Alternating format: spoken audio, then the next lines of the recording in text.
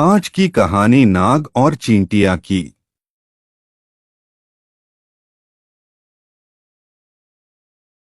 एक जंगल में एक नाग रहता था। वह रोज चिड़ियों के अंडों, छिपकलियों, चूहों, मेंढकों, खरगोश एवं छोटे छोटे जानवरों को खाता रहता था। इस प्रकार छोटे छोटे जीवों को खाकर दिन भर सुस्त पड़ा रहता।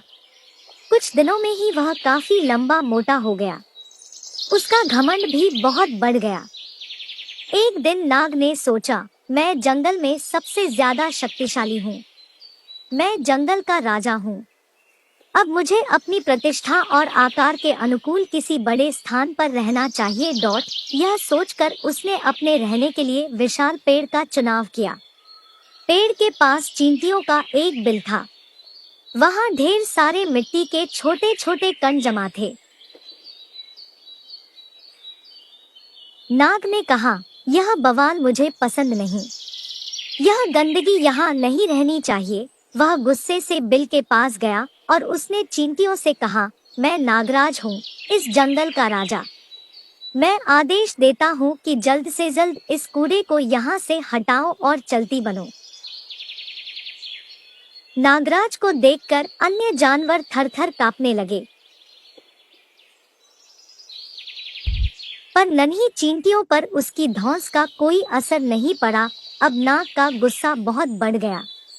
उसने अपनी पूंछ से बिल पर कोड़े की तरह जोर से प्रहार किया।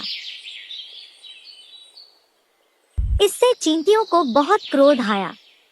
क्षण भर में 1000 चींटियां बिल से निकलकर बाहर आ गई। वे नाग के शरीर पर चढ़कर उसे काटने लगी। नागराज को लगा जैसे उसके शरीर में एक साथ हजारों कांटे चुभ रहे हों। वह असह्य वेदना से विह्वल हो उठा। असंख्य चींटियों से वह घिर गया था।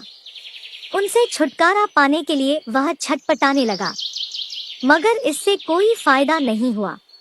कुछ देर तक वह इसी तरह संघर्ष करता रहा, पर बाद में अत्यधिक पीड़ा से उसकी जान निकल गई। शिक्षा किसी को छोटा नहीं समझना चाहिए, व्यर्थ के घमंड से विनाश हो जाता है।